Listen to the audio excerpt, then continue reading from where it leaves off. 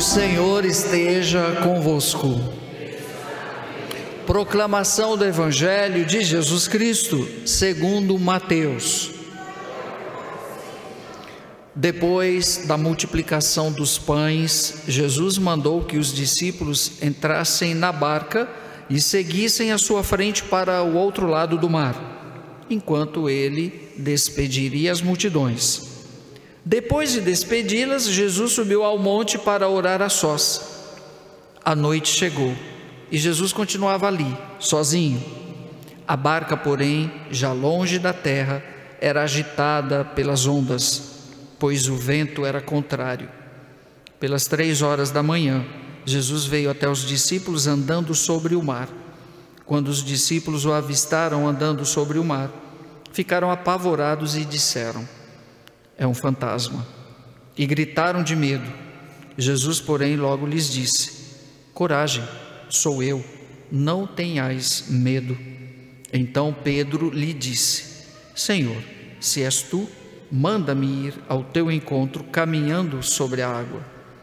E Jesus respondeu: vem. Pedro desceu da barca e começou a andar sobre a água, em direção a Jesus. Mas, quando sentiu o vento, ficou com medo e, começando a afundar, gritou: Senhor, salva-me. Jesus logo estendeu a mão, segurou Pedro e lhe disse: homem fraco na fé, por que duvidaste? Assim que subiram no barco, o vento se acalmou. Os que estavam no barco prostraram-se diante dele, dizendo: verdadeiramente tu és o Filho de Deus. Palavra da salvação. Abrimos a Semana da Família e esse Evangelho de hoje nos dá uma mensagem muito forte que justamente toca na família, para a família. Esse belíssimo episódio acontece no Mar da Galileia, que na verdade é um grande lago, um lago grande, enorme, por isso que é chamado de mar, que banha toda aquela região da Galileia, e em torno dele está o sustento de toda aquela região. E é em torno desse mar que Jesus faz os seus milagres, é em torno desse mar que Jesus tem a sua vida pública, porque são vários povoadinhos que ficam em torno desse mar da Galileia. E esse episódio vem nos dizer muito. Primeiro, o que acontece? Acontece que Jesus caminha sobre o mar, sobre as águas, e os discípulos, vendo isso, o que pensaram? É um fantasma. Primeiro, não é uma coisa comum a pessoa caminhar sobre as águas. Agora, é um fantasma. Por quê? Não enxergaram Jesus e sim um fantasma. Estranho, né? É um fantasma. Jesus: não sou eu. Houve uma dúvida por parte de Pedro: se és tu, Senhor, deixa eu ir até o Senhor. Vem. Pedro foi. Primeiro vento que deu, ele começou a afundar. O que aconteceu? Aí vem o primeiro ponto da reflexão. O que Pedro sentiu? Medo. O que é o medo? Nós sentimos medo? Sentimos medo, sim. Temos medos? Temos. Agora, o que é o medo em si? Um sentimento. Um sentimento. E todo sentimento é desprovido de razão, de racionalidade. Ou seja, o medo é irracional. É um sentimento. Como Santo Agostinho dizia que todo sentimento em si não é nada.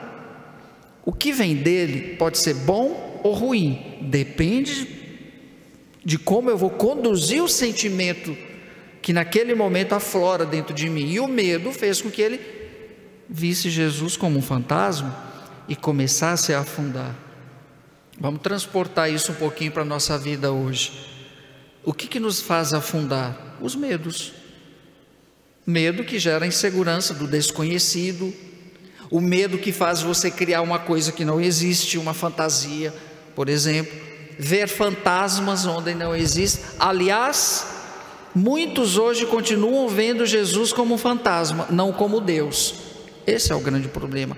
Deus virou fantasma para muita gente. Há aqueles que até têm e continuam tendo o medo de Deus. Mas vejam bem, uma coisa é o medo em si, e Jesus dá uma resposta a Pedro, de como vencer e superar o medo. Como? Com fé. O que Jesus chega para ele e diz: homem fraco na fé. Se tivesse fé, não ia afundar. E as pessoas, a maioria das pessoas que afundam, vamos melhorar a expressão, o que nós somos, a nossa família, a igreja, nós somos e estamos nesse barco. E nesse barco em alto mar, muitas vezes nós teremos a calmaria, tudo está bem, aí todo mundo tem aquela sensação de que já está feliz, de que está absoluto. Nossa, que bom, está tudo dando certo, estou ganhando dinheiro, estou com saúde, está tudo conforme a minha vaidade. Aí de repente vem uma tempestade, aí balança tudo. Se não, muitos até naufragam, balança tudo. Aí quem que vai afundar e quem que vai morrer? Quem não tem fé. Porque quem tem fé vai encontrar forças para nadar, vai encontrar alguma forma de subsistir, de não morrer. E o que acontece nesse momento que Pedro começa a afundar? O que Jesus fala? Dá a mão. Que Pedro, vem homem fraco. E Deus continua sempre dando a mão, só que nem sempre nós agarramos na mão de Deus, aí afundamos mesmo. Aí qualquer probleminha, por menor que seja, uma dor de cabeça, vira um derrame. Por quê? Porque não se tem mais fé. E hoje, sobretudo do ano 2000, de 90 para cá, a gente vem percebendo o naufrágio das famílias, pelos filhos, não dizendo que as outras gerações não tivessem medo, mas olha, a turma da década de 80, de 70, como que eram educadas, eram jovens mais corajosos, não se escutava nem falar em depressão. O pior dos naufrágios de hoje são as depressões. Mas por quê? Porque infelizmente os nossos papais, tentando acertar, cometeram erros gravíssimos. E digo um deles, recordo-me que os nossos avós, ou mesmo os nossos pais, tiveram vidas duras, difíceis, para criar os filhos, para sobreviver, e nunca reclamavam, estavam lá, trabalhando, lutando, né? Comendo pé de galinha, porque não tinha como comprar coxa, mas comia o pé de galinha com muito orgulho, né? E fazia de tudo para que os filhos não passassem fome nem necessidade. Mas esses mesmos pais que criaram esses filhos no sofrimento, né?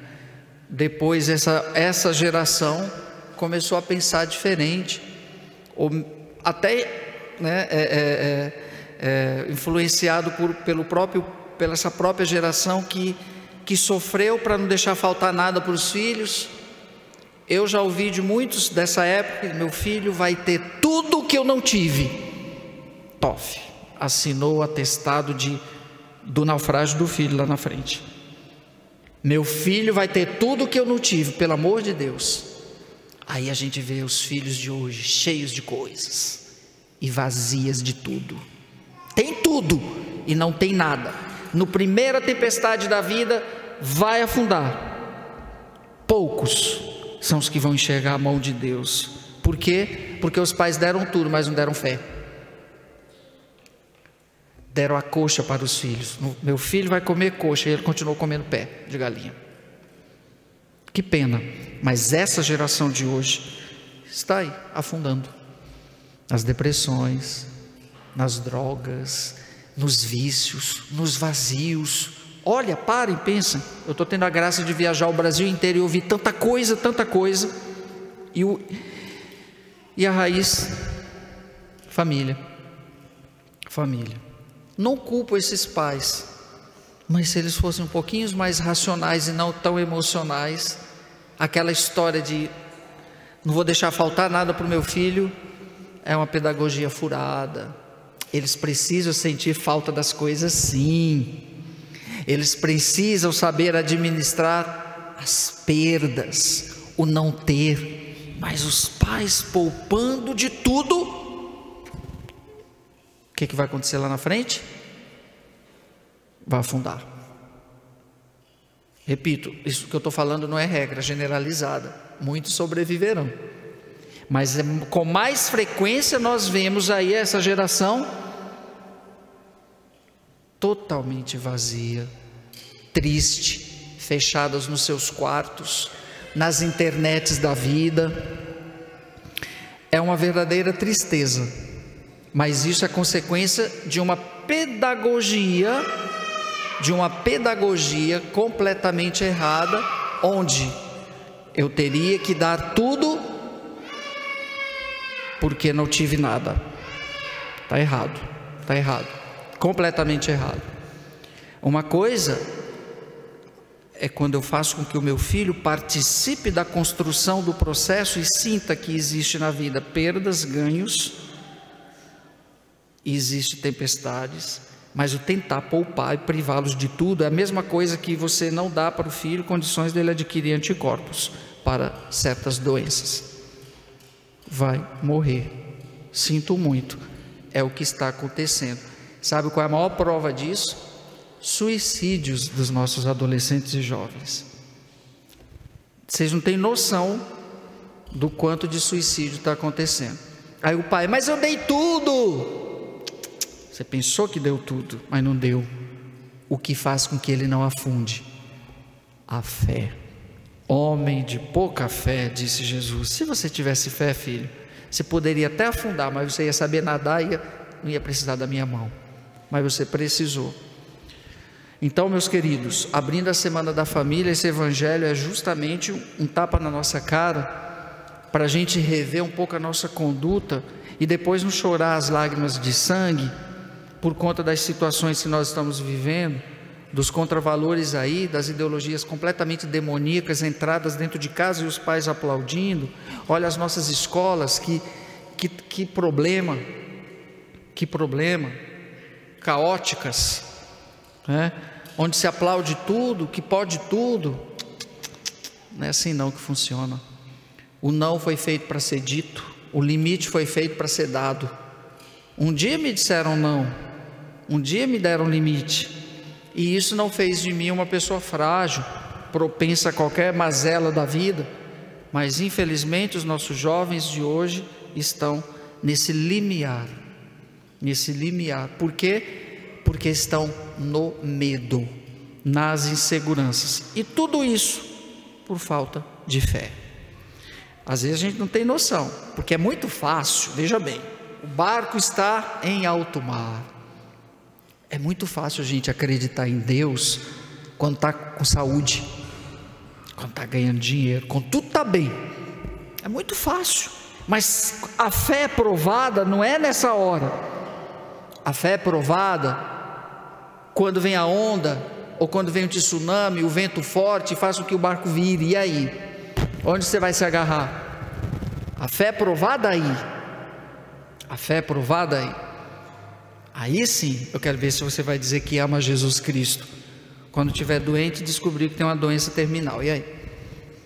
E aí? Não tinha fé antes, quando estava tudo bem? Por que mudou a fé? Porque nós somos acomodados. E nós criamos uma falsa ilusão de que a felicidade é aqui. Para com isso, gente, pelo amor de Deus. Não se enganem, não se iludam. A gente gosta de se enganar, não sei porquê. Não existe plenitude na terra. A plenitude é só em Deus. Nós estamos aqui para justamente um dia alcançarmos e buscarmos a plenitude. Mas se eu vivo nessa cegueira, tentando absolutizar e fazer do tudo, do todo aqui, sinto muito, lá na frente, meu filho, a tristeza vai ser maior, né?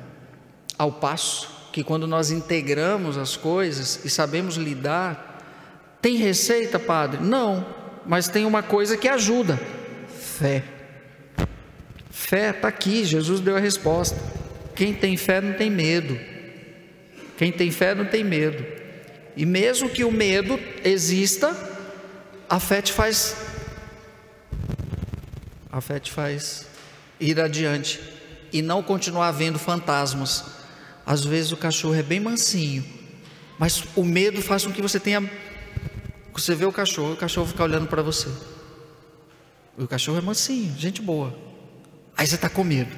Você tem duas atitudes: ou ir ao encontro do cachorro, dar um abraço nele, e se ele for te morder, você tenta se virar e luta, ou você sai correndo. Aí o cachorro vai correr atrás para brincar contigo, mas para você não. Ele quer me morder.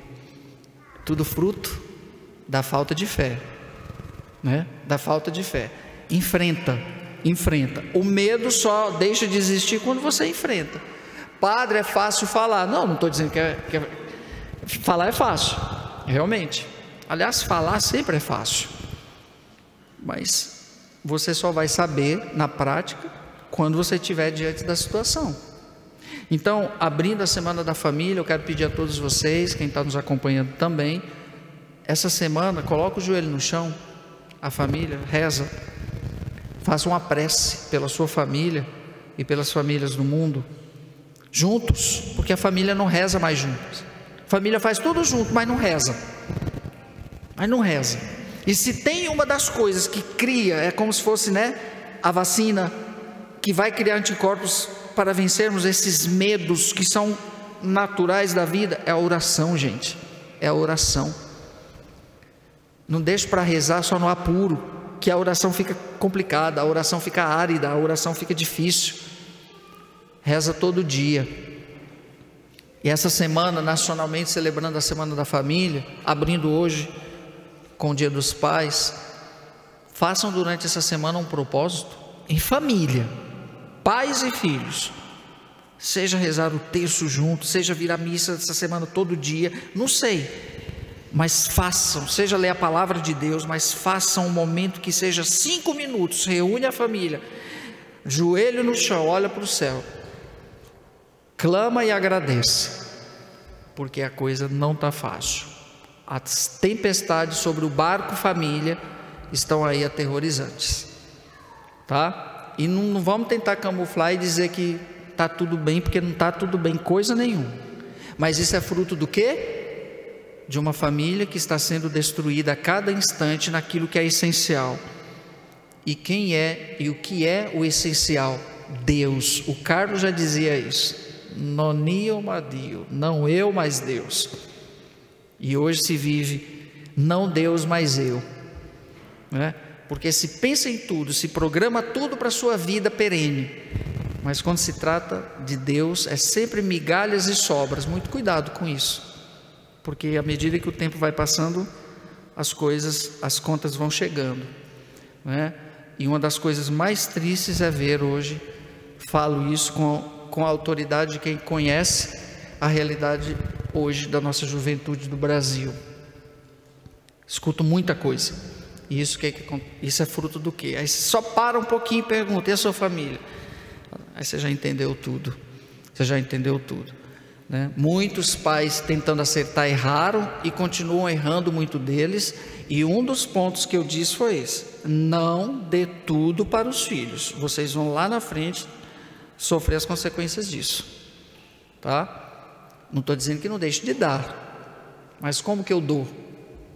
Quando eu faço participar do processo de aquisição e não simplesmente receber de mão beijada as coisas.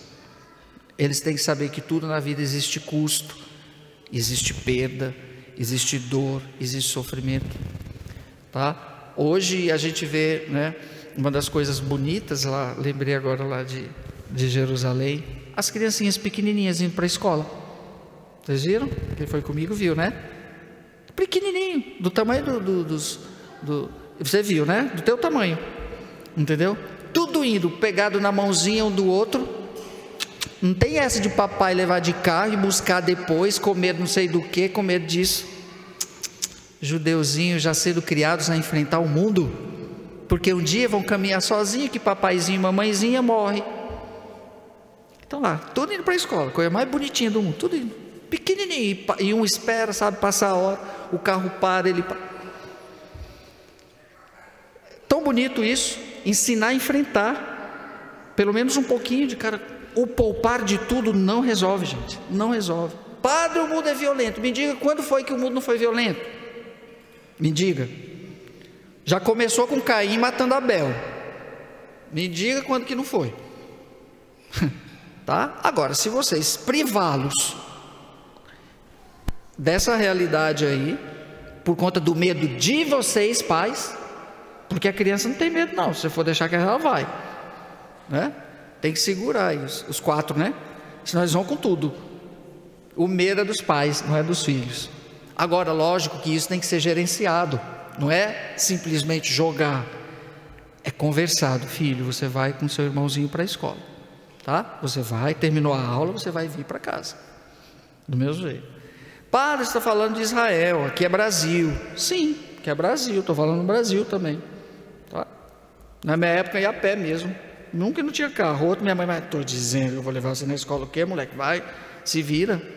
E se não chegasse na escola, nós apanhava e nem morri por causa disso. São épocas. Eu não estou dizendo que a gente tem que voltar ao passado, deixa o passado no passado. O que eu estou dizendo é que nós temos que criar meios pedagógicos de vencer o medo, e não tem meio maior no mundo do que a fé. Filhos que têm fé, família que reza junto. Tem coisa mais bonita no mundo quando você encontra um jovem com texto na mão, né? Que acredita em Deus. É a coisa mais linda do mundo, né? Você encontra isso. Graças a Deus, tem muitos jovens aí que estão educando os pais. Meus pais educaram a vida toda pensando que fizeram certo com eles, e tem muitos filhos convertendo pais aí afora, viu? Hoje o processo se inverte, e não era para ser assim. Então, nessa semana da família, Jesus nos diz: coragem, coragem, a vida está aí, tá? Coragem, não tenham medo, homem de pouca fé, ou seja, tenham fé. Então essa semana, gente, vamos intensificar nossas orações. Essa semana toda na nossa paróquia nós vamos intensificar as orações pelas famílias. Missa diária, nós vamos ter missa diária, que tem a missa todo dia meio-dia, e na comunidade Sagrada Família todo dia às 19 horas. E sábado nós vamos celebrar com o jantar das famílias. Mas o centro dessa família é a oração, desta semana é a oração. Então vamos intensificar, mas façam momentos pessoais na casa de vocês. Chama o filho. Ah, não quero, vem aqui. Ah, não quero, então vamos ficar todo mundo de joelho. Vamos rezar um texto, todo mundo de joelho. Para que isso, pai? Para que isso? Reza, que você vai ter a resposta disso lá na frente. Você vai ver como foi válido. Como foi válido, tá bom? Além das comemorações que se fazem muitas vezes vazias, vamos nos voltar um pouquinho. O que Jesus fez? Jesus saiu para rezar. Jesus ficou num lugar solitário, a sós. Então essa semana, não queira um barulho dentro de casa, mas queira oração. Pode ser a semana toda, marque com a semana toda. Todo dia vamos chegar do trabalho, antes do jantar ou depois do jantar, vamos todo mundo rezar. É difícil para quem não tem disciplina nisso, é difícil, mas façam, experimentem, peçam pela família de vocês e ofereçam esse momento também por tantas outras famílias que estão aí dispersas, perdidas e literalmente afundando. Por quê? Porque estão com medo, porque as tempestades chegaram e elas não estão sabendo lidar, tá bom? Creio em Deus Pai Todo-Poderoso,